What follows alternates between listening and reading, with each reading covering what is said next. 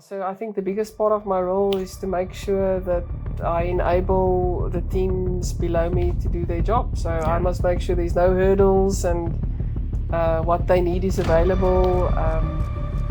The toughest role for me was when I was asked to go back to oxygen plant to be the production manager there. I'd just been appointed at ECC. Victor Bester appointed me as production senior manager at ECC. You remember the time where you lost a lot of weight because of the cooling towers, the project? You didn't want to go home because I was just like... Yeah, that was a challenge. Who's your favorite podcaster?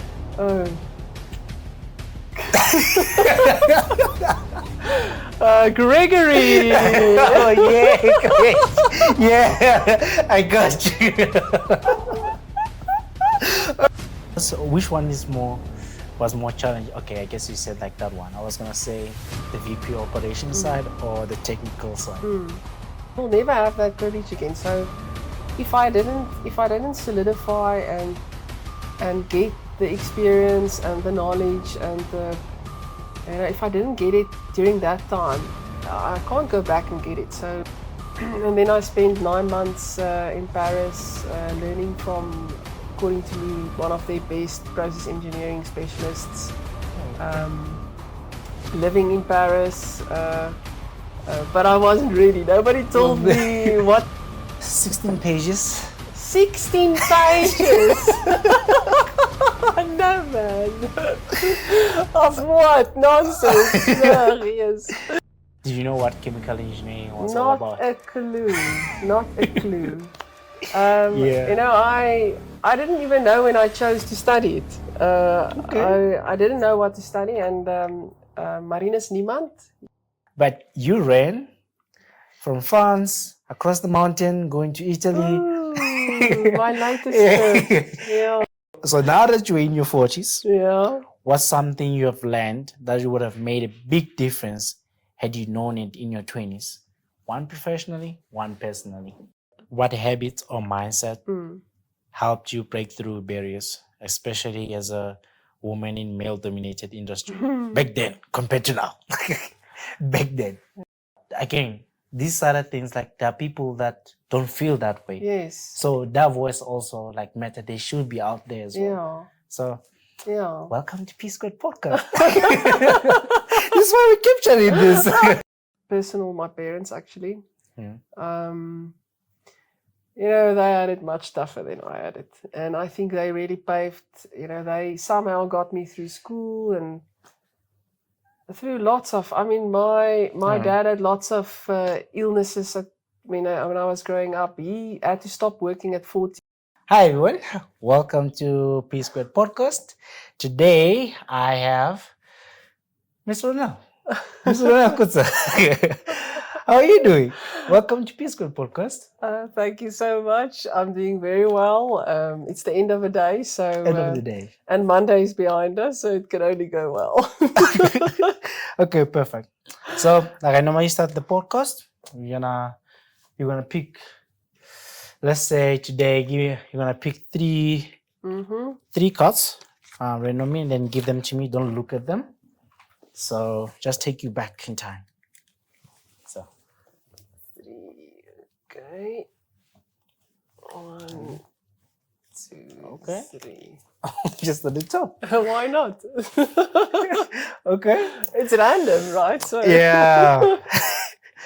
So okay, first one. If someone you loved was very sick but could not afford the medicine to get better, would it be okay to steal the medicine?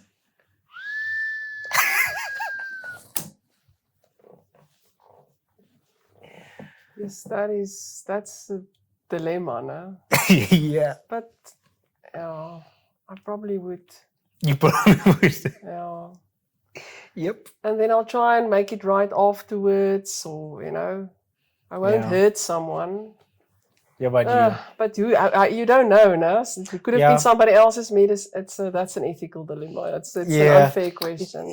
I find it hard all the time when people say, "No, I wouldn't steal." I was like, "You're saying this because you're in front of the camera. Because anyone that you love, you do anything most of the time." I think but that's why we call it dilemma. Yeah.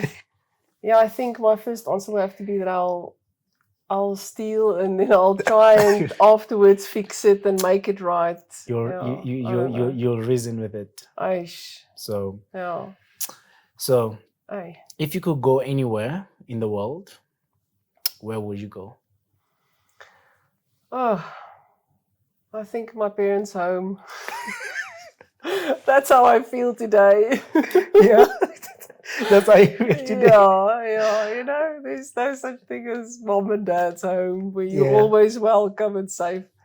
I don't know why. I think today when you asked me that, I immediately thought, just imagine I could go to my mom and dad's home and my mom could make me my favorite food and Yeah. So why is this about the place and stuff? Okay. So if you and your family would go anywhere for a vacation, where would it be? I would say there has to be water and mountains. So beach, but there has to be a mountain as well. Oh, okay.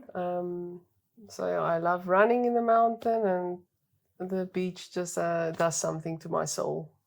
Wow. Yeah. Okay, easy one then. Is it an easy one? Yeah, it will be an easy one. So, but let's see. If you, I'm trying to catch you on this one actually. Yeah. I'm trying to catch you on this one. You can try. So, if you were to introduce yourself, right?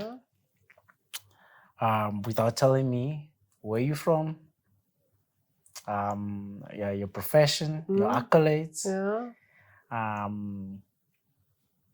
How would you introduce yourself to me? I'm Ronel, and I'm a very grateful participant in life. Okay.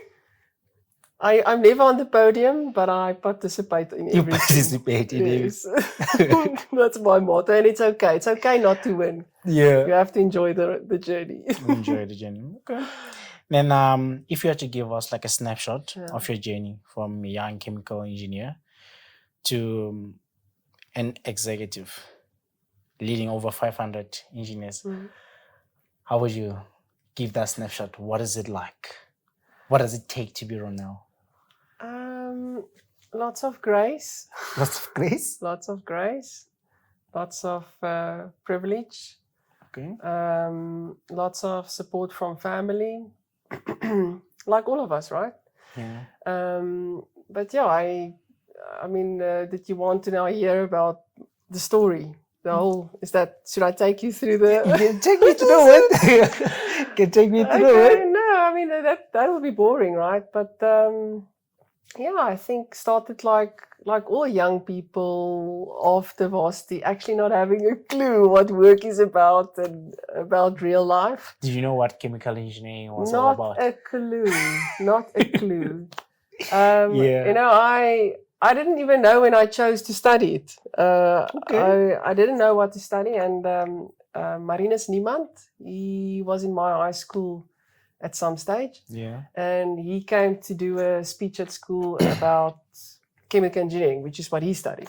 Okay. And I was just a young pupil in the hall, and I heard this and I thought, okay, this sounds like something that's difficult and interesting, and it sounds like Sasol has bursaries, and that's how I decided I'm going to do chemical engineering. Well, there you are. But you don't know. Come on, let's be honest. None of us. What you studied is not what you do. Yeah. But I'm so grateful for it because I didn't enjoy my studies, but I loved my job. Okay. Yeah. Well, yeah, because I was going to ask you, like, do you know what chemical engineering is about, or were you just good with chemistry? You're like, this is it. Okay, that's good. Yeah. But, so... I guess like Maris, is Marius?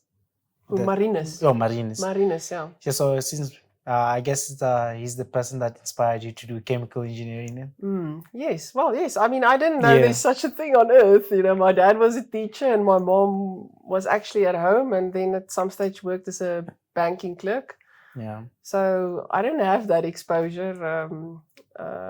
So for me, that was the first time I heard about this job, and I thought, okay, sounds interesting, and it had to be challenging. Yeah. And then there's one thing about when I speak to the guys that are senior like you, every time, what does it take to be you? They're like, a lot of grace. How do you lead? I lead with grace. I was like, what is it like? Come with experience? I don't know. At some point, you just like, I don't know. How do you get to that point? Like, at this point in your career, like, how have you been leading? Is like with grace. I'm just trying to. Yeah, I think it's because no one person has all the wisdom and answers, and you get many opportunities in life, and I think you can not take them. We're all human. We all have flaws. We all miss the opportunities. Yeah. So I think if you were lucky enough to be given the opportunity, and then in that time to be ready to receive it, and to be blessed with the wisdom that you needed to make the right choices, and that for me is it's a journey of grace. So you've let's see, 23 years plus. 23 years. 23 years plus. 2nd of January next year, it's 24 years. Never thought about leaving? Yes, like it. When I started, for the first 6 months of my life, I couldn't wait to get out of Secunda back home. I was so slow in getting back here. It was very tough to adjust. So then I remember sitting with my friends every evening crying, why did we come here? Okay. But then, then I think this amazing journey started, and I really love what I do. Yes, no. So then not again. Not again, yeah. Well, that's good. But looking the past 23 years, I mean, you've taken like several major roles. Like, what would you say, like, there's that one moment where you're like, you felt like you've stepped up in your career, like, yeah, this is it. I've made it. I've made it. So let's say the one that you say like you've made it, and the one that you say like, this role is very tough. Yeah. Because following that, I'm just gonna remind you of some moment. Yeah. I think the toughest role for me was when I was asked to go back to oxygen plant to be the production manager there. I'd just been appointed at SEC. Victor Bester appointed me as production senior manager at SEC. Yeah. And a few months later, or a year later, I was asked to go back to the oxygen plant. And the plant was in a state. We had a fire on an oxygen machine. There was lots of threats. We caused billions of rands of losses. The type of horrors we saw in the past 2 or 3 years at some of our southern units, that was the life at oxygen. And it took extraordinary hours and lots of prayers and support from friends. And then I must say, then I asked myself many times, is this really worth it? But that was a tough role. It was also the most rewarding. The most rewarding. Yeah, to see, I'm getting goosebumps now, to see the change in a team and a change in a plant, and how, it gave people pride again. So it was definitely the most challenging, but the most rewarding. Yeah. I think the job I was most fearful of was my first VP role. Oh, okay. I felt completely... Operations. Yeah. At Waterland, I felt completely incompetent, not ready to do this. I'm a minion. Now I have to sit with leaders that I've looked up to most of my life. Yeah. And I have to contribute to conversations and challenge them. And so, yeah, I felt extremely incompetent for at least 6 months in that job. Then there was, which one was more challenging? Okay, I guess you said like that one. I was going to say the VP operations side or the technical side. No, I think the operations one, because it was the first step. It's the first. And I mean, I think lots of people will say the same. You know, there's the step from the area manager role to a senior manager role there's really a very big shift in span of control and balancing balls in the air, and it's really it's a very big challenge. And then for me, really, the step to VP. It's completely you suddenly the buck stops with you, you know. It's suddenly nobody else, if you don't read the document, nobody else is going to. You do the last signature. You are the legal appointee of that whole team of people there. And not just an element of production or maintenance, all of the elements, the safety, the development, the hopes and dreams, the budget, it was daunting. It was daunting, but what a privilege. Yeah. Okay. I think the engineering one, then I had already, I would want to say, matured somewhat into the leadership role. You get a bit comfortable and you get confidence, and confidence makes a big difference to how we, I think, perform our role. So. Oh, okay. Yeah. Well, that's what I've been told. Like, you're too confident. No, I don't think there's such a thing. You shouldn't be arrogant, but you can be confident. Yes. Big difference. Yes. And then looking when you remember the time where you lost a lot of weight because of the cooling towers, that project. You didn't want to go home because how was it like? Yeah, that was a challenge. Yes, I did my MBA that year, and then the cooling tower on the west collapsed. The trays collapsed. I was just appointed to keep water and ash, and that December the tower collapsed. And then suddenly we had to make a plan to clean basins. We didn't have plan. We didn't know how to do this. It was really a first of a kind. But we've got amazing people there. Like really, from contractors, Billy de Water, that he sat next to that tower with me every night. But then all the other team members that made plans, the pontoons that the team came up with, that we built the scaffold on. So it's a floating scaffold to try and like there are lots of brilliant ideas, people that worked hours that probably won't be deemed legal. But all in support of this objective we have to clean the tower. It's necessary for the facility. So I that was a tough shadow. Have you smelled the cooling towers? It smells like a pigsty. It's a very distinct smell, and it's not a good one. Well, which one was it? Was it the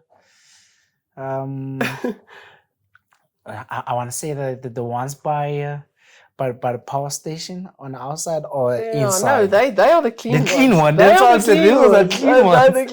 Which one were you working with?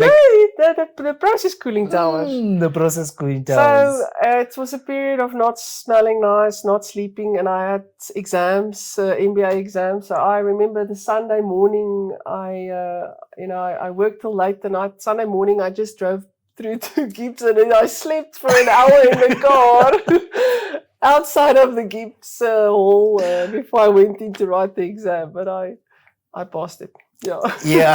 You see, another grace moment of grace. How do you do it? No, it couldn't be me.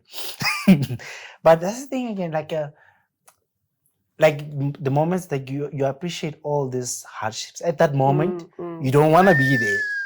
But afterwards, we're like, this is it. I wouldn't have it any other way. And it shapes you throughout your career, how you do things as well. Very much so. So, Yeah, very much so. You know, you get the bad goosebumps whilst you're there, but you get the good goosebumps afterwards. Yeah. Well, okay. It's like exercise. You Yeah, know, it's what? good for you, and it's really tough whilst doing it, but afterwards, it's just you're always grateful. Yeah. Just like this year, I haven't ran a lot. So at the moment I ran, I think 2 weeks ago, I ran on Sunday. After the first 3 kilometers, I was like, this is not worth it. And then I started walking. I walked, I think about, it was 3 minutes. I was like, man, I'm not like this. No, this is not me. I continued again until I finished my 5 kilo. I was like, yeah, okay. But let's see. You've led like I mentioned, like in operations, you've led in the technical side, like the engineering side. So like with the challenges that come, like at that moment when you experience them, how do you tell yourself like there's a better days coming? How do you move from that? Especially when you're a leader, people are looking towards you, like what's the plan? So how do you?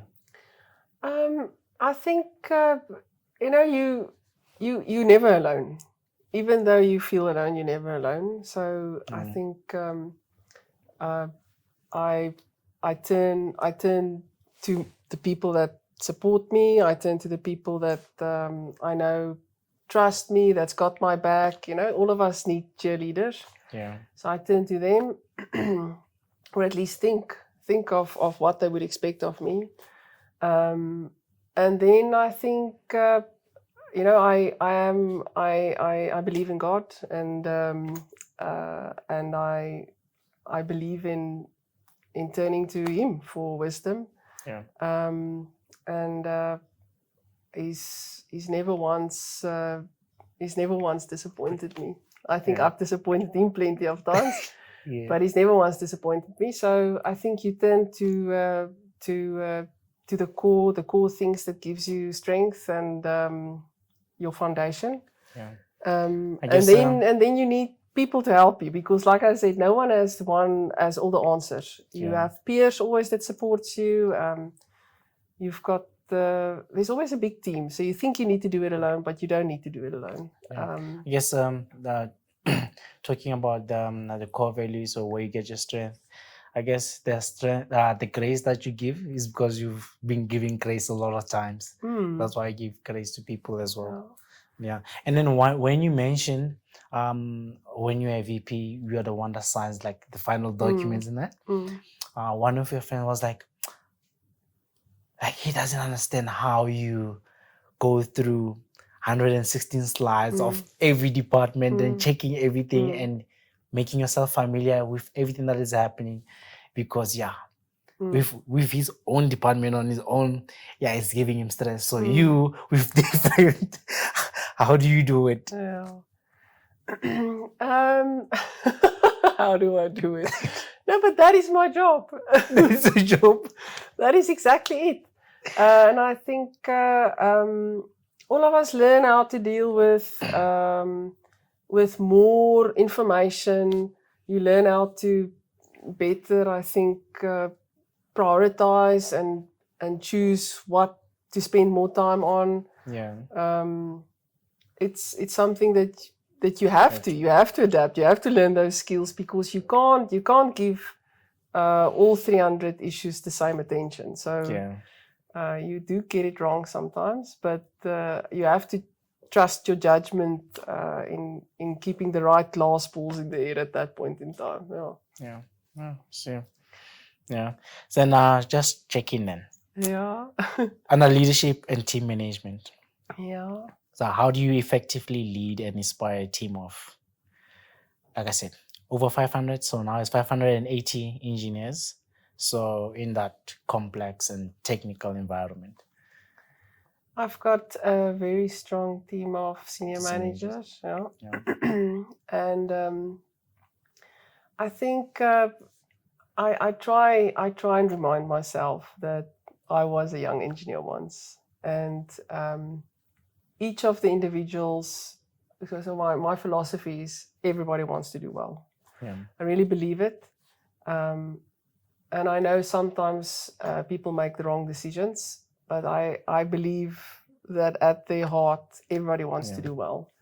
And I think with that in mind, you try and remember that you're leading individuals and not groups of people. So you have to somehow find the time and the means to touch and talk to people individually, even though it takes more time and effort. And I think that's the place where I fail the most as well.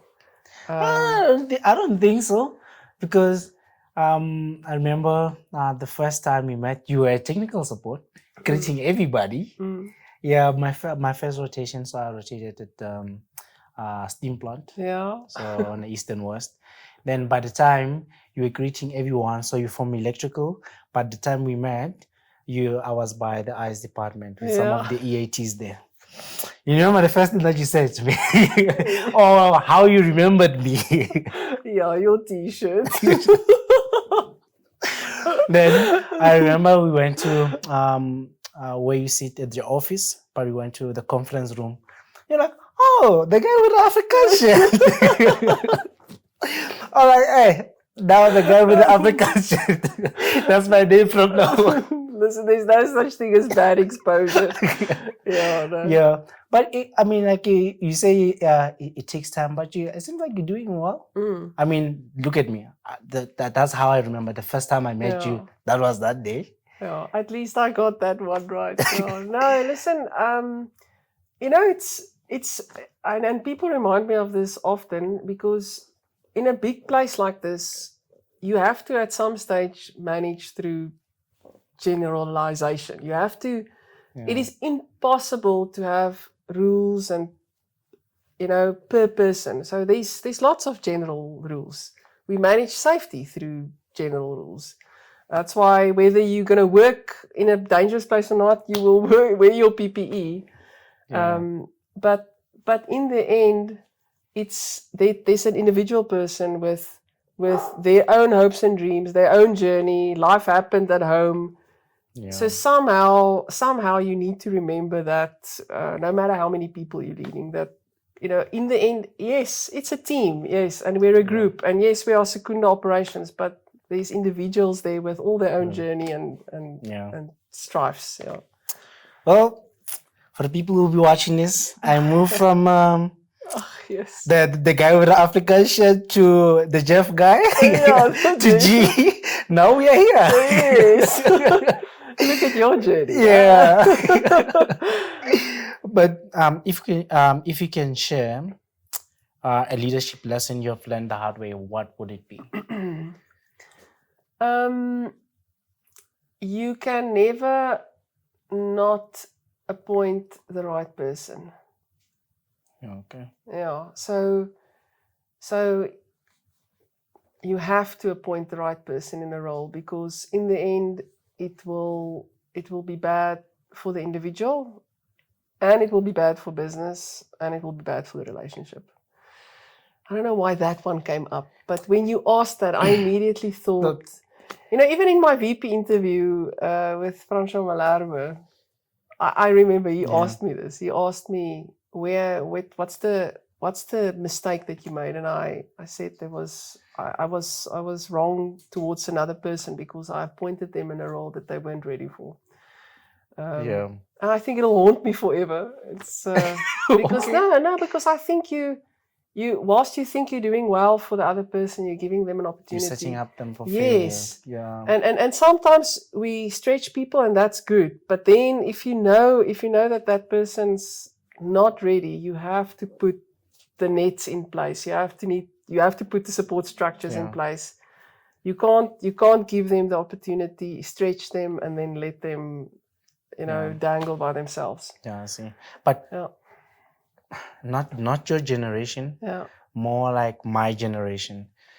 And talking about making mistakes and pushing people through, and they're not ready for those positions. I see most of the time with my generation, or even earlier than that, people are too quick to jump stages, but they want to be accelerated, next position, having money or whatever, the motivation behind it. Yeah. So it's always about a new appointment. I want to get accelerated. I want to get a promotion. So what advice can you give them instead of just enjoying the journey, building their technical base, technical knowledge? But what advice would you give them? Just relax a bit. Don't rush. Yeah, and I mean, I fully understand that. I mean, all of us have a dream and an aspiration and a way in which we measure progress is through titles and role categories, and so I fully understand that would be a measure of progress, but I do believe that there's a lot more fulfillment in making sure that where you are really drinking in what you can. You are making sure that you are ticking the boxes that you should in that environment, making sure that you're learning what you should from that level, from that role that you're fulfilling, making sure that you add value, because the progression will come. You can't keep a good man down or woman. I really believe, and maybe it's easy for me to say because, like I told you, I feel I've been privileged and I got lots of opportunities, but I truly believe that a person that's happy in their work, that is adding value, and that is hungry for growth, will get opportunities. And then it will come by itself and the journey will be more enjoyable. More enjoyable. And then talking about opportunities, well, this was a good place. you started your career very nice. You were in France. You were in France. I wish I could go in France as well. You rotate there. But how was the experience like with the rotation there? You see, I was not ready for that. I told you the first 6 months was really rough. The adjustment was tough. So I just worked. That's what I did. I worked. I didn't really know people here. And then after 6 months, they said, no, they want to send me to Paris to as an exchange program with Air Liquide. I was at the oxygen plant. And then I spent 9 months in Paris learning from, according to me, one of their best process engineering specialists. Living in Paris, but I wasn't ready. Nobody told me what to expect. Nobody prepared me. It wasn't an expat arrangement like Sasol did, So nobody prepared me. I lived in a one bedroom granny flat with one of the employees of Air Liquide. I slept on a futon. I didn't have a refrigerator. I didn't have a stove.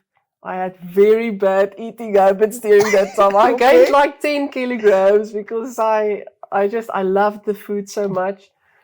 And then on the last day that the people that I rented the granny flat from, they took me back to the airport on the last day. And on that day, he said it was for them very interesting that I stayed after the first month. Because they understood it only to be a first month arrangement. But I didn't know. I had no idea. So I tried to travel as much as possible, and I tried to learn French, and ate everything that looked good on earth. Didn't exercise, which I regret. I didn't exercise during that time.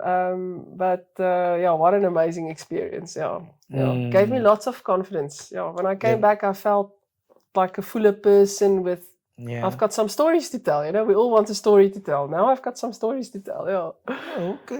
But back then, like when you get these kind of opportunities, what was it based on? Or like, we see the potential in this person, or like, how was it like? I would hope. that was a consideration. It was a unique arrangement, because back then it was the Synfuels team that sent me, and usually these exchanges were arranged via the back then SASTEC. So Synfuels didn't normally send people, so. I think it was with the, we just started the new 15th Oxygen Train project. Yes. And it was with Air Liquide, and probably there was some on leadership level, some conversation about let's make sure that there's some skills exchange or development. And I was privileged and lucky enough to be right place, right time. It's the same thing like with myself and some of my one of my friends. Then they ask us, how did you guys get picked to rotate to wood? We're like, we don't know. But after that, we understood like, okay, the group tech, the P&E guys, get those kind of opportunities. So and you must have put up your hand in some way. Maybe not physically, but you showed up. You showed interest. I can promise you showed up in some way. Yeah. Okay. Yeah. Then there was this one. I'm gonna. Oh yes. Yeah. You got a nice project. People don't ever get the greenfield project. You got the oxygen train. You got the SCC. Yeah. Must be nice. Yeah. No. The oxygen train taught me lots. Yes. That taught me lots because we didn't really have the involvement of SASTEC. So I was given this project as my playground. I commissioned the train. I punched everything on it. So and I did everything from control and instrumentation, loop checks and fat tests at the Honeywell, and everything. I went to the mechanical construction companies where they made the exchangers and the distillation comps. I had a blast. That was great. That was excellent. Yeah. Yes. Yeah. Okay. Yeah. Good. But in your technical environment, so how do you balance like the technical knowledge with soft skills like negotiations, stakeholder management, and strategic thinking?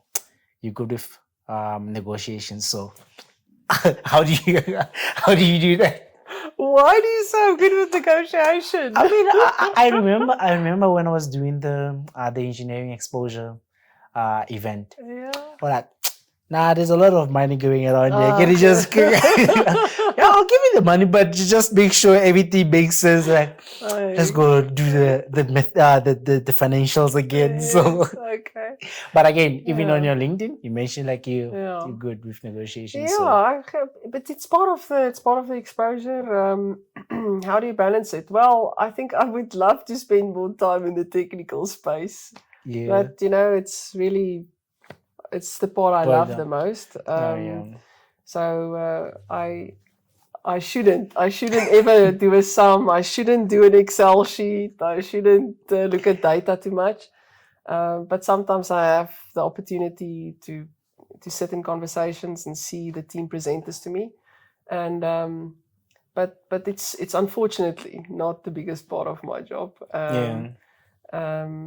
So I think the biggest part of my role is to make sure that I enable the teams below me to do their job. So I must make sure there's no hurdles and what they need is available, and that what I hear and see is somehow translated into clear objectives for them. So that becomes your role. Yeah. But what like since you're working again with the young engineers, like what would you say? Just looking in general, what would you say like is the biggest mistake that they make like in their career? That I made? No, like that they make. Yeah. The biggest mistake they make? No, I don't think I can say that. I think what I miss these days is a passion for engineering. Okay. And especially plant engineering. When I started, now I'm sounding old because back when I started, but when I started, I learned everything I know from the foreman and the SPCs, and I learned by spending time on the plant, by tackling the problems on the site. And yes, it wasn't shiny always. You had helmet hair and hard hat hair, and you worked rough hours. But I think all of that forms a foundation that you can always refer back to. I think it gives you a street cred. It gives you something to refer to when people, when I lead now, when I have to lead technical conversations, I'm able to refer to those experiences. Yes. It guides me in how to ask questions and how to prioritize now. No? So that one individual said he thinks it's difficult to balance all of the topics, but I think it's because you spent the right time focusing on the right stuff when you had the opportunity. Once you move on, you will never have that opportunity again. That's the time that you have to be close to the plant and where the things happen. And I guess it's one of those things, like, not really about appreciating, but like you live into the future, then you start having anxiety. You live in the past, and then you get depressed. So it's just one of those things. Forget about living in the moment, grasping all the knowledge, like where you are, because it's gonna be important for your next role. Yes. So solidify that first. The moment you move on, the moment you become a team lead, or the moment you leave the engineering world to go to operations or elsewhere, it's very difficult to come back. And I will never be able to be an engineer again. They also shouldn't let me be it, but really, I will never have that privilege again. So if I didn't solidify and get the experience and the knowledge and if I didn't get it during that time, I can't go back and get it. So it's part of my makeup now, and I think it's a really important part of my makeup. I see. Well, you know what? We've been talking a lot about the hectic stuff. Let's talk about good stuff. Oh, yes, Let's talk about the good stuff. The good stuff. Yeah. What happened to the green mamba? Oh, yeah. What happened to the green mamba? What happened? Green mamba, my Alpha. It was my first. It was my first car. That car when you get promoted or appointed at Sasol currently. So that was back then as well. Yeah. I bought an Alfa Romeo 147, and it was a green one. And it was. I don't know why I listened to my older brother, because I would have never bought a green one ever. But he's a. It was a signature. It's a good. Listen, the green mamba. Back then, I probably wasn't as responsible as I should have been in keeping to the speed limit. Now I know that was wrong. Loved that car. Yeah. Okay. Then what you sold it? No, I gave it to my sister, my older sister. She then drove it for 2 years. And then she gave it to her stepdaughter that drove it for 2 years. And then they sold it. And for 2 years thereafter, it was still on my name. So every time I went to renew my license, I had to foot the bill for tickets and ask my brother-in-law to please sort out the registration office nonsense. I see. Then you also had a bike. What happened to the bike? Okay, but that was. Or what about the time? Well, did you get rid of the bike because you went to a wedding one time and it was raining? Then I know who told you that story. I got an itch, and I thought I'll get an itch by buying something. So I decided I'm going to have a motorbike, and a 650 GS BMW. I bought it second-hand here in Secunda. Bought myself the kit, everything, but was never 100% comfortable on it. A little bit scared of it because I knew what goes wrong on a bike. If something goes wrong, it goes really wrong. Plus, I had this dream in my head that all my friends would be biking with me, but nobody did the journey with me. So in the end, it was me going to Dahlstrom alone and them being in the car. And the wedding was my best friend's wedding in Klerksdorp, and drove there because I thought that's now going to be a great outing. And then we had, of course, a very, very late night, early morning, dancing, not sleeping, and woke up. I don't know if I can say I woke up, but I woke up and I had to tackle the road back. I think it was a 4.5 hour drive on the bike in the rain. My iPod battery died. So I didn't have music. I was tired. It was just a horrible experience. I came home, I parked it. It stood there for 2 years and then I sold it. Oh. I never drove it again. I was allergic to it. No, okay. Then what is this with the obsession with the fire? Why is that enough? Winter time, you put the logs outside in the fire pit. Or it's either inside, you have company here, you put the fire or the TV. I love so it. Everywhere, like your setting is like fire. It's all about ambiance. Yeah. Atmosfeerkie. So that's why okay. No, I love it. Isn't it? It's so mesmerizing. It just changes the atmosphere, and it's the only thing I changed to my house. I built that fireplace. Well, not bought. I installed it. It's the only thing I changed. I immediately, you can see there's the wood. It's already summer actually, but Simon knows he must make sure that there's always wood there because I will make a fire at any opportunity. Like, yes, this is it. Okay. Yeah, but with now this is gonna be a serious one, but we're gonna come back to the easy part. Like with most of the people looking up to you and your journey, like. Who are you looking up to? I think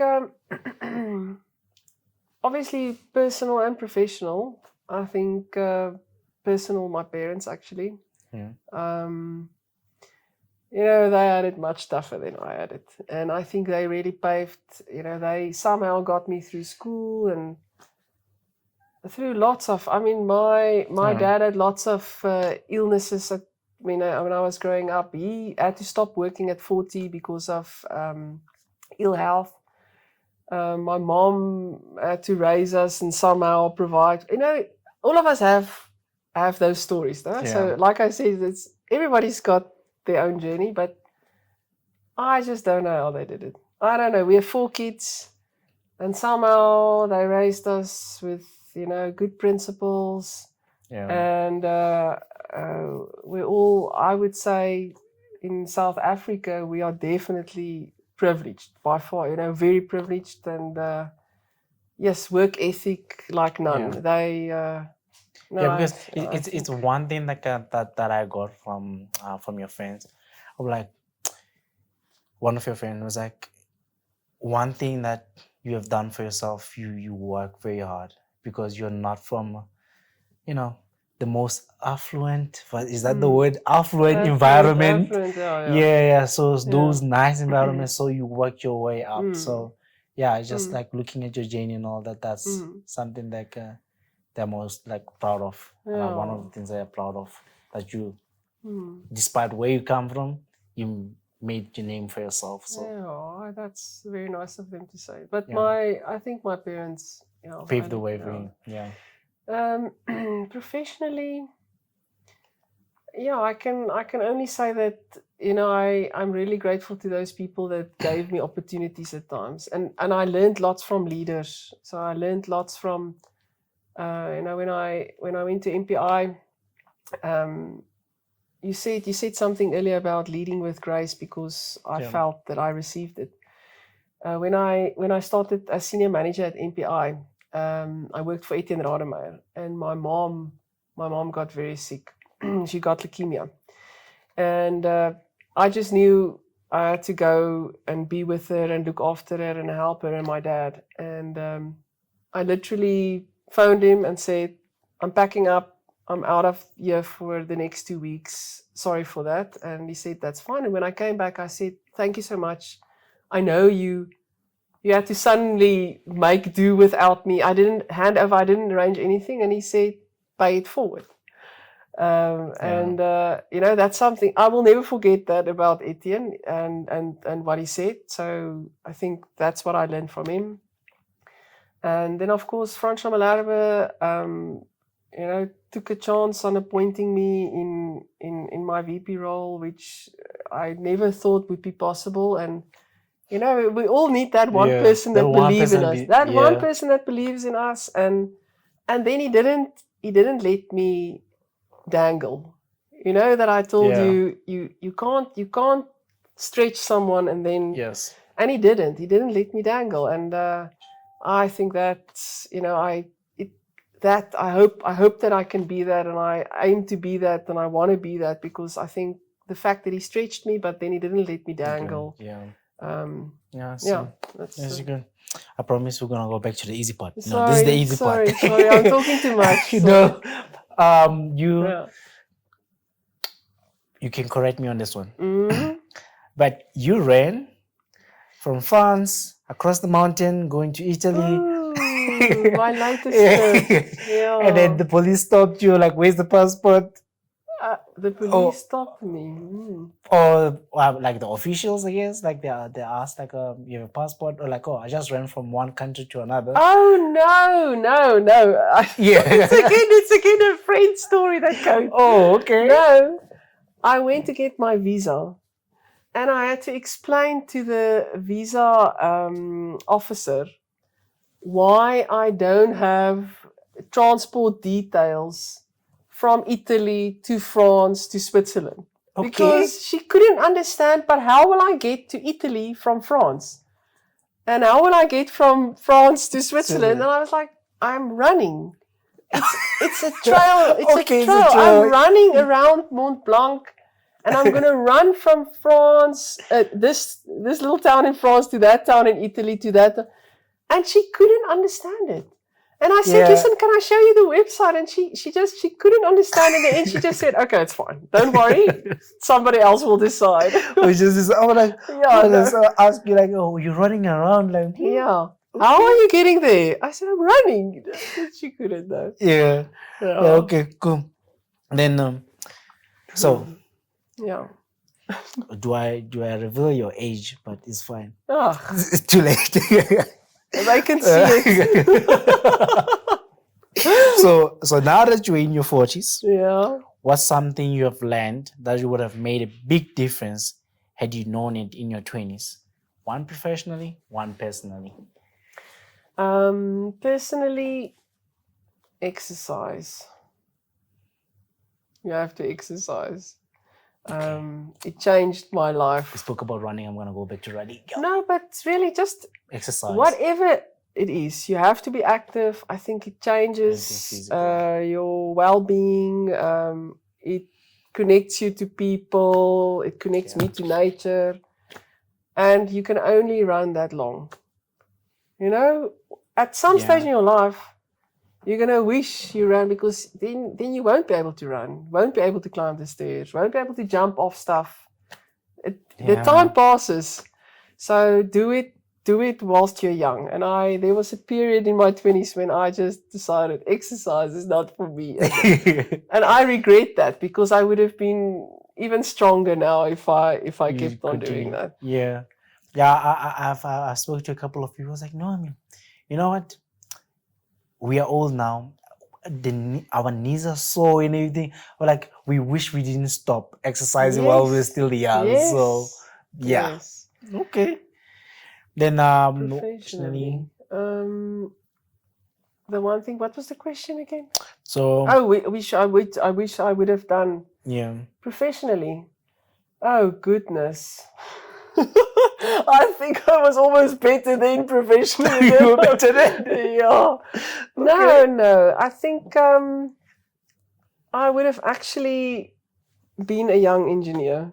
I was never part of the junior engineers. I never went to any conference.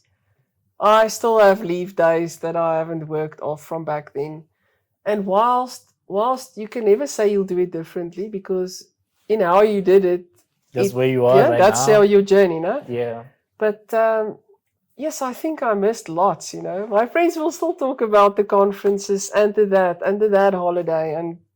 And I missed. I think my balance was a little bit off in my 20s. Well, you missed that, but now you're making sure the young engineers don't miss that. You are a sponsor for them, and you help them out to get sponsors. So I will definitely tell any young engineer, participate in those. I'm sure that 3 days, work and wait. Yeah, work and wait. Well, I'll speak to their managers. You shouldn't record that one. That's going to be a rough one. Okay. So I just want your views on this one. So just one video that I was listening to, and then I was like, okay, actually, I'm just going to bring it up in our discussion, right? Okay. So a quote at it says, to get anything of value, you have to sacrifice. Do you know the harder thing to do and the right thing to do are usually the same thing? Nothing that has meaning is easy. Easy doesn't enter in grown-up life. What do you make out of that? Thinking about sacrifices that you've made. I mean, you didn't go to the conferences and all of that, but that was your journey. Yeah. That's why you're here today. So. Yeah, sacrifice. But I mean, that's life, right? It's I don't know how to elaborate on that. I think the person that said that captured it very well.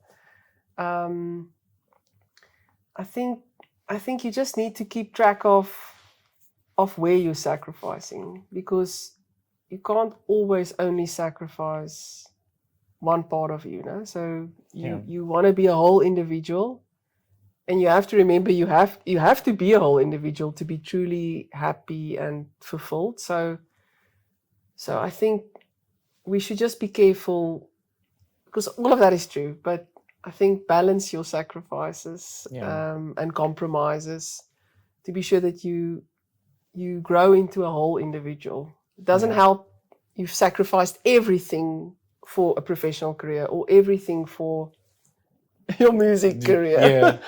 So I think all of that is true, and I can't say that I didn't live by it, but there's some danger in only saying that, because it's a balanced sacrifice. You almost have a relationship with your work. So there's compromises both ways. But for me, it's always that thing again. People would do something, or oh, I'm doing this thing in life and I'm great, or I'm doing this but I'm not fulfilled.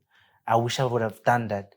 But they don't understand the sacrifices that you have to make to pursue that path. Just because now you took this one, you wish you would have taken another one. You will still have made sacrifices along the way as well. So, yeah. But one thing I struggle with, I don't know, in Secunda, I got your...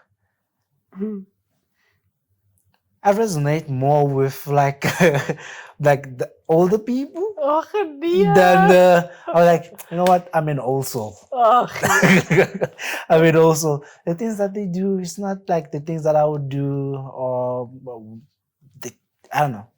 Their career is not the same as mine. So the music they listen to is not my thing. The conversation that they engage in, I'm not fully into that. But I was each to their own. So if I can resonate with these people, just hang around with those people that understand you. So No, you're right. Each to his own. Yeah. But which one? Yes, this one here.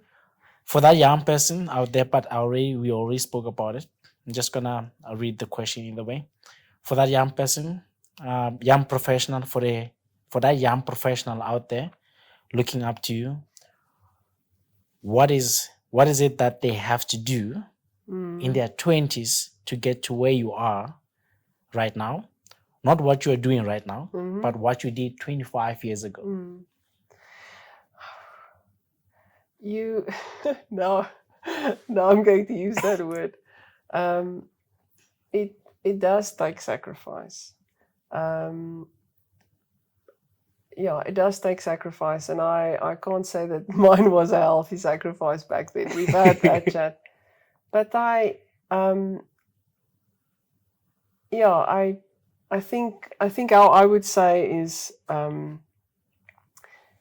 I think we also touched on it when we spoke about engineers and young engineers. So Yes. it's really to make sure that there where you are making the most of what you can learn from that space, because you can learn something from anywhere you've been placed. So don't only aspire to the next role, but make sure that there where you are adding value, learning everything you possibly can. Yeah. Before wishing and looking forward to the next step. I really think that's what I would say. Yeah, okay. But so looking at some of the lessons then, what habits or mindset helped you break through barriers, especially as a woman in male dominated industry back then compared to now? Back then. Yeah. What habits? Well, I think habits. Let's start with that. It starts with having habits and making that part of your life, because you will get tough days and you'll get rough periods. But it's to have certain things that you habitually do. It's part of your rhythm. It's part of your recipe. Like the time you get up, how you prepare for meetings, the quality of work you do, where you put your signature on a document, whether you are very tired or you are very close to the deadline. So there's certain things that you cannot, you have to make a habit of. You have to make a habit of excellence. And now I lost my trail of thought. Sorry. Okay, it was just the habits and the mindsets that helped you. To break through the barriers. Oh, and the male dominated. I don't think I can comment on that. No comment. No, we're getting cancelled. No, but I don't think. Oh, and I know that's such a. It's not necessarily. Maybe it's it won't be seen as the right thing to say, but I never experienced not being considered equal. Okay. I never experienced that. So that's why I said like I would have assumed back then it was more like of an issue compared to now. And maybe it was. And I won't ever take away from people that experienced it and maybe still do. No, I know, but because you should be very careful to say that no, there's no such thing, because I think the fact that it's being talked about and it's still a topic and it was a topic means there's lots of people that's experiencing that. But I cannot say that I ever experienced not being given equal chances or that my view wasn't considered or my voice wasn't heard. So I truly didn't ever experience that. So I think so yes. It's part of like these kind of conversations, because people are always like, oh, I didn't get this kind of opportunities that were given to only male. But again, these other things, like there are people that don't feel that way. Yes. So that voice also like matter. They should be out there as well. So welcome to Peace Squad Podcast. This is why we keep chatting this. So well, maybe it speaks to the caliber of people that I was lucky enough to work with. So because sorry, and I don't want to labor the point, it is a real topic. So maybe it's kudos and a shout out to the foremen and the process controllers and the artisans and the peer engineers and the leaders of that time, because I didn't experience it. So maybe this is a shout out to them, no? And maybe it's a shout out to you because of your attitude, how they received you or how you spoke to them as well. So maybe. Well, I told everybody knows you have a vibrant energy, so everybody like gravitates towards you. Yes, I like it. So but you also like, do you have like a group of like mentees or something, or you have people that you mentor? I have some. Most of them are ad hoc, I must say. I tend to say my office is open, come and drink coffee. So I have seen mentees, not all of them young. When I was younger, I used to have lots of very young mentees. It was very rewarding at that stage because I could give a bit back from my experience in growing as an engineer. And now I think I'll just have lots of people that wants to come and drink coffee and talk about how they should approach a problem or tackle the next topic of their career, or should they study MBA or not, or so today actually I had a conversation with a potential coach. Can you believe it? I also might get a coach now. And it was a discussion with this individual, and she asked me, what am I passionate about? I said, yes, I'm passionate about people and coaching and mentoring. And then I thought, I don't think I can say that if I don't have a very long list of mentees. So I actually caught myself in that conversation and told her that, yes, I say that, but you need to be deliberate about what you say you're passionate about. Just owning up to it. Owning up to it in this hopefully doesn't make it to the book. But my office is open. It's open. I have if I was in operations, I would have made a turn a couple of times by our office. You would have been most welcome. The guys know me at PNR. Like, if I feel at that moment, I'm like, nope, I need to talk to someone. I just go to there. Yes. Johanny was a fan of that. He knows, like, I never arranged meetings. I was like, knock knock. You have a million. I just look at him on Teams. Says available. You see green, you go. I just go. Good luck seeing green on mine. Not anymore. Hey, I have him on WhatsApp, so it's good. Good guy. But look now, you spoke about MBA. With your MBA and your CFA recently. Yeah. Let's talk about that one first. How was it? Like, you still, you're a VP of operations, technical support, and then you're still studying. Yeah, it was I started studying the CFA because I felt I needed to take control of something in my life. Yeah. Okay. So it was a rough 2 professional years at that point in time. So it's been very tough in Secunda. The factory hasn't been doing well, and you really feel it on your body and on your shoulders, and so it was a tough year, first year, and then when I went into the second year, it was again tough at work, and you feel whilst you don't have control of everything, and I thought, no, I can't come home and only dwell on work, and I can't only complain about that and only worry about that. I need to spend the energy that I have at home, I need to spend on something positive. So I'm going to register for the CFA Level 1. And that was really the intent. It was to just, I can't waste energy on on worries. It's not helping me, so I'm rather studying. That's the thing about you as well. Like, when you stress or something, you find something positive, like there's an outlet, like you went and studied because of all this pressure and everything. So well, other people will do the other side. So no, you're right. But it's so that was why I started studying. Okay. I'm glad for it. I don't think I'm going to do level 2, by the way. Not unless somebody says it's really important for me to be successful in life. It took a lot. Oh, okay.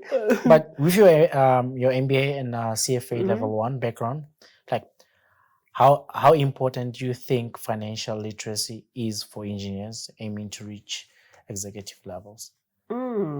Because I mean, earlier you highlighted Yeah. you move a bit from technical, you know.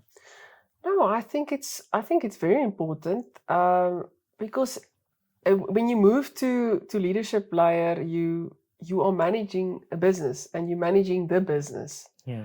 So you need to have an appreciation for the financial metrics that speaks to a healthy business or a business that's going in the wrong direction. And you want to participate in those conversations. You have to have the right vocabulary. You need to be able to contribute, because it's in the end when you sit on the exco, I look after engineering. Yes, that is my team. Yeah, definitely, no. Yeah. But we are also the Secunda team. So in the end, you need to be able to engage and converse and contribute on a business level, and not just from a team level. So I think it's very important. I think CFA is, I would rather say now, looking back, I would say it's something for somebody that wants to maybe be a CFO, but you didn't do a CA. Okay. And I think that's a risky thing to say, because I don't have all the understanding of what a CA degree brings you.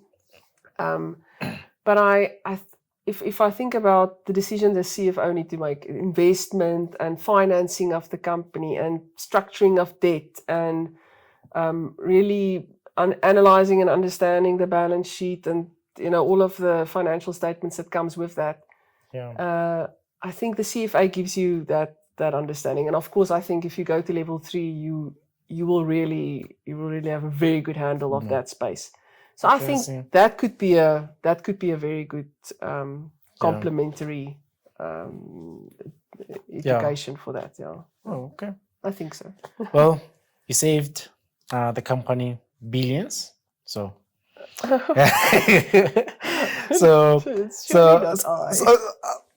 Hey, I call it as it is. So you saved the company billions through strategic project delivery, risk-based capital allocation. I mean, so how do you approach making big financial decisions in technically driven environments? Because I'm just assuming as you go up the ranks, you have little information that you can make decisions from. You just have to just trust it. Yeah. And now we get to that part where I told you that it's all about the foundation and experience. Because you need to tap into all of that when you need to weigh a decision. Yes. And again, it's never just one person, luckily. So we make decisions as committees and with inputs from lots of other people. So you need to know who to ask for advice or inputs. Yeah. You need to know which questions to ask. And I think, also remember, you gain experience in fulfilling a role. It's learn by doing is the greatest learning experience there is. So I have been in this role for 8 years. So I have the privilege of experience. I've seen other leaders do it. I've watched them do it. I've been in conversations where the GEC does it. So you need to tap into all of those experiences and knowledge and your foundation that you built through your career, and then hope and believe that you'll ask the right questions, get the right inputs, and make a decision that puts the company first. Yeah. I see. Very good. But this one, I'll just pass this one, but because it's just linked to the first one about the CFA and MBA. Okay. But just looking into personal growth, values, and just the balance. How do you maintain the balance and avoid burnout while leading at such while leading at such a high level? So she doesn't come to park run. She goes across when people are going the other way. That's how you balance. How do you avoid burnout? you have people that tell you. You have people that love you enough, know you well enough, that tell you when there's signs, no? Because there's signs, and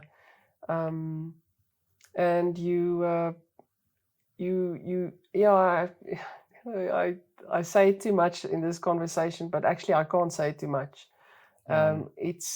It's the privilege of a support structure, and it's having a balanced life. It's having a balanced life, because you'll very soon hear from one area if you are neglecting it. And I think as soon as you have that imbalanced sacrifice going on for too long, you will reach burnout. I think that because you're not fulfilled anymore, you're overextending yourself. So I think for me it's always been having people that know me well enough and love me enough and care enough to tell me when they see the signs of we can see where you're going. Stop it. Okay. Okay. Well, you mentioned as well, like having like passion for making positive difference in people's life, right? How does that mission influence the way you lead?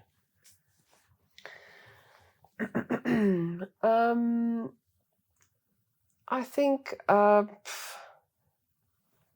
think it's in trying to remember that, like I said, everybody has hopes, dreams. There's I got chances. Somebody gave me an opportunity and a chance, and it's for me to look and search deliberately for the person that needs that chance and needs that opportunity, and to remember that it's individuals. It's individuals at the end of the day with all their own story. I think you have to remind yourself that, I like I said, I believe everybody wants to do well, and there's always disappointments.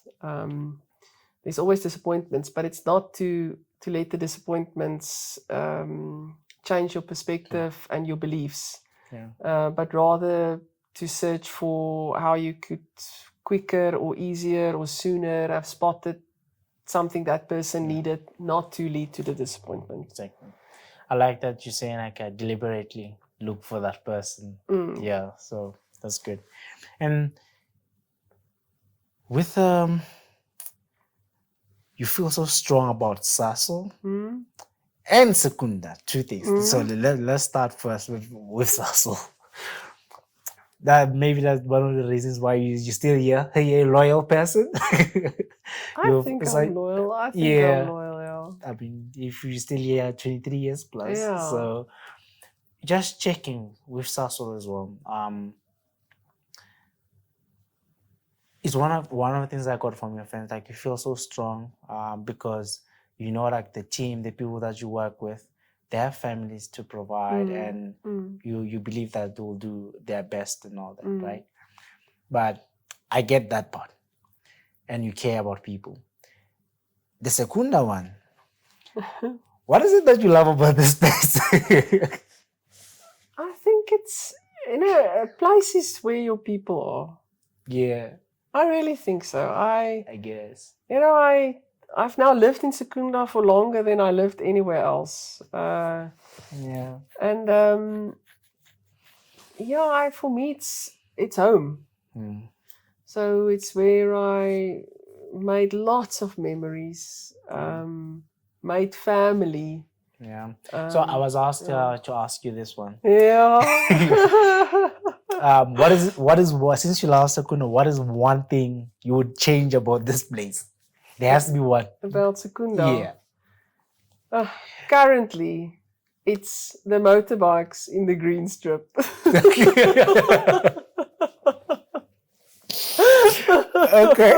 Motorbikes in the green. Okay. Okay. Any reason for that? I just, I just feel if the rules is not is not adhere to rules. Any rule. Yeah. No? The rules that we make in society. If it's not adhered to, I think it leads to chaos, and it makes the world a worse place for all of us. Yeah. And whilst I can see that, an individual loves his or her new toy and it's an amazing space to ride in, there's a reason for the rule. And, I think that individual, if you really had asked them on some other rules in society, they would say, no, you can't break those rules. Yeah. So for me, it's this, I think it steals joy from lots of people, and I don't think it's fair. I think it's a bit of a selfish act. I see. But, okay, so your career journey up to now. So what does success mean to you? And has a definition changed over time?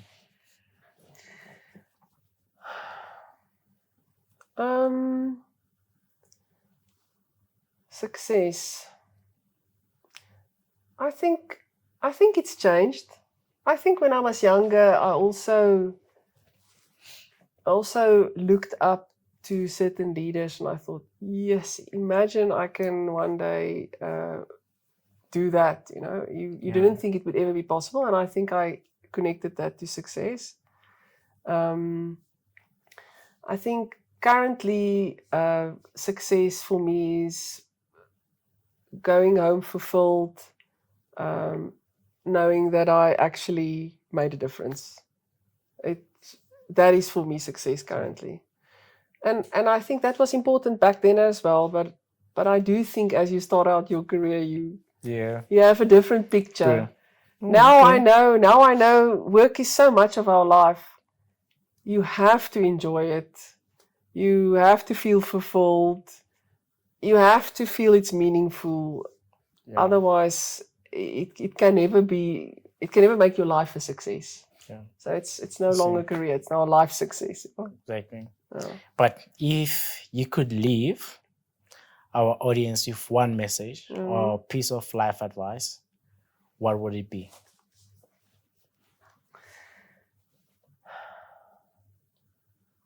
Yes, it is. Yeah, maybe I'll go back to what Etienne did for me, and I'll say pay it forward.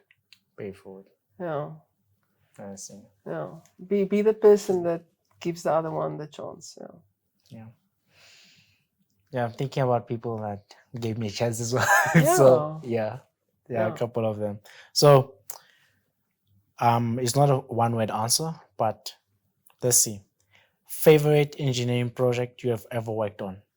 Whatever comes into your head. Let's see. No, it's the Train 15. Yeah. The Train 15, where you started. Okay. Yeah. Okay. One book you think every young professional should read? The Bible. Am I allowed to say that? Yes. The Bible. Okay. I'm gonna come back to that. Coffee or tea? Coffee. Coffee. Well, different times of the day. Morning coffee, late morning tea, evening tea. Okay. I only have it in the morning. So, okay. One quote or mantra you live by? No, I don't have such a thing. Maybe currently it's be courageous, don't be afraid, I've commanded you. So maybe that would be be courageous. Yeah. Now that you mentioned that, let's see then. Be courageous, I've commanded you. What's your Bible? What's your favorite Bible scripture then? Or teaching from the Bible? The favorite one? No, I don't think there's anything like that. No, like the one that you like to pass it to someone if they're feeling down or anything like that. I think Philippians 4. Be joyous. Where it speaks about the peace of God that overwhelms you. Give thanks always. I think that is. I'm listening to a podcast by Max Lucado currently. Okay. on that part. It's about anxiety and how we shouldn't have that, and how faith and trust in God can help you to address and manage that. And that specific part in Philippians is what he focuses on a lot. So so when I cycle in the morning on my trainer, I listen to that. So currently that is definitely speaking to me. Oh, okay. Let's see then. You mentioned a podcast. Who's your favorite podcaster? Oh. Gregory. Oh yeah, great. Yeah, I got you. Okay. Of course. Oh, yeah, okay.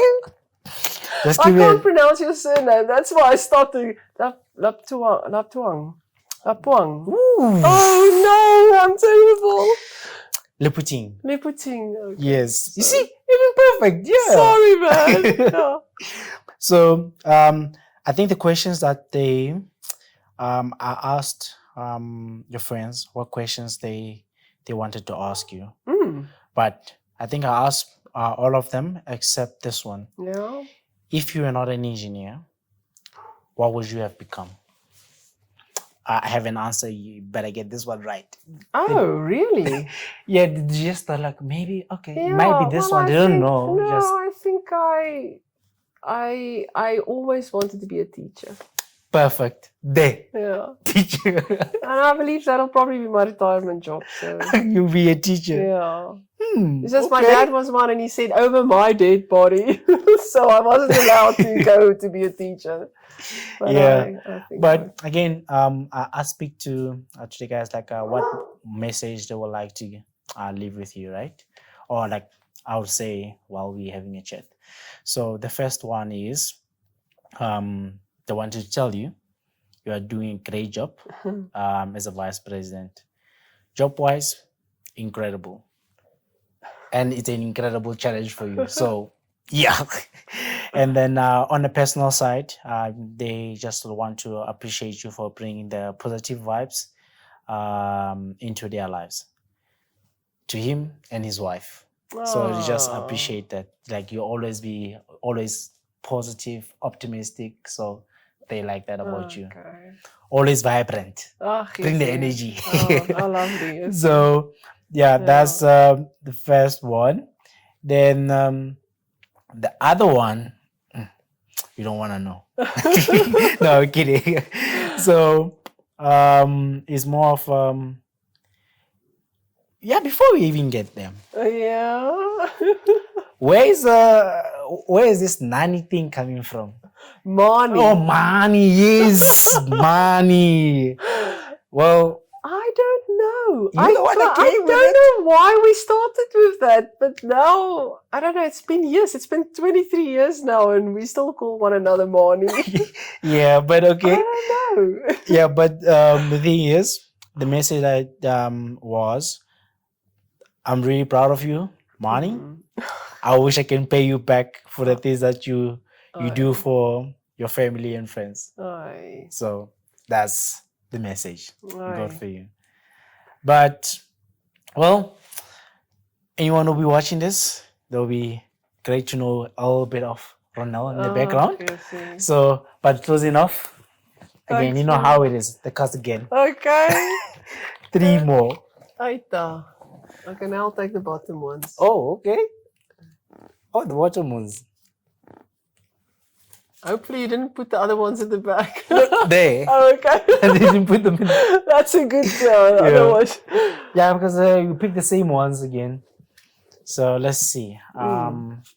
It's the keys version. So. So when you make a mistake, are you able to repair things so that you end up feeling okay? Oh, it takes a long time. It takes a long time. Yeah, I think you can always repair. I think you can always repair mistakes. Okay. Yes, I do think so, but just not all of them. Yeah, some takes longer. Yeah. Okay. Leaves a scar. Yeah. Well, you have scars. You have a good story to tell. Yes. What is the least favorite thing?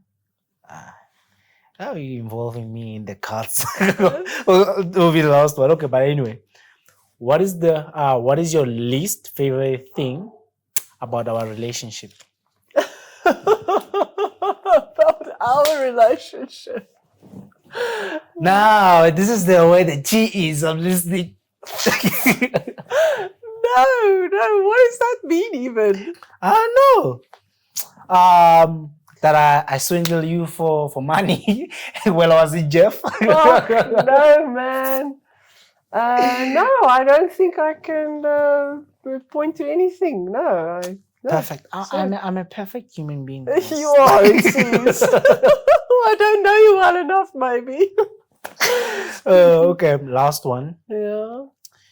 If you got into really big trouble, how do you think? Why me again? How do you think I would respond? No, you look like a dependable guy. How would I respond? Yeah. So are you asking me how I think you would respond if I got into trouble? No, I gauge you as I'll support first, and then afterwards I'll tell you how stupid you were. Ask questions later. Yes. But I'll first help you out of the ditch. We'll talk about it in private. Yes. You don't do it there. Yes. So okay. No just questions like right asked. I'm supporting, but later you're gonna explain. Yeah. I'm gonna just talk about this when the cameras are off. So yeah. Yeah, but okay, cool. How long do you think we've been talking? Yes, I don't know. I have no idea. Well, I guess you'll wait for 2 months to figure it out. Yes. Yeah, but thank you just for welcoming me into your home. Okay. And having a discussion with me. No, thanks for your time, and thanks for what you're doing. Like I said, I hope there's many more guys that volunteers for this, because I really think there's something to learn from lots of people. So thanks for what you're doing. I know it's taking lots of sacrifice from you. Yeah, but it's just like find meaning in it. So exactly. It feels good. So sometimes it is work, but most of the time, I mean, one thing again, most of the young guys that ask me, you must be getting money from this. I was like, I've been doing this for over 2 years. I'm not getting anything. No. If it was about money, I would have stopped a long time ago. So I just like helping people. We can learn from each other's experience. You don't have to go through everything for you to learn things. One of the previous guys that I interviewed was like, you're not gonna live that long to make all the mistakes to learn from them. So you might as well just learn from people. Yes. Yeah. So just like learning from one another, facilitating that knowledge, then and spreading positive message above everything. Yes, please. I like that lot. So but anyone, I hope anyone who will be watching this can just get something from you, and and continue inspiring people, leading with grace. Looking for that opportunity here and there. So, but thanks a lot, Greg. Okay, perfect. Everyone watching, thank you for watching. I know I get told people should do this and that, but I'm not a social media person. But perfect. Thanks. Good. Cheers. Thanks. Well.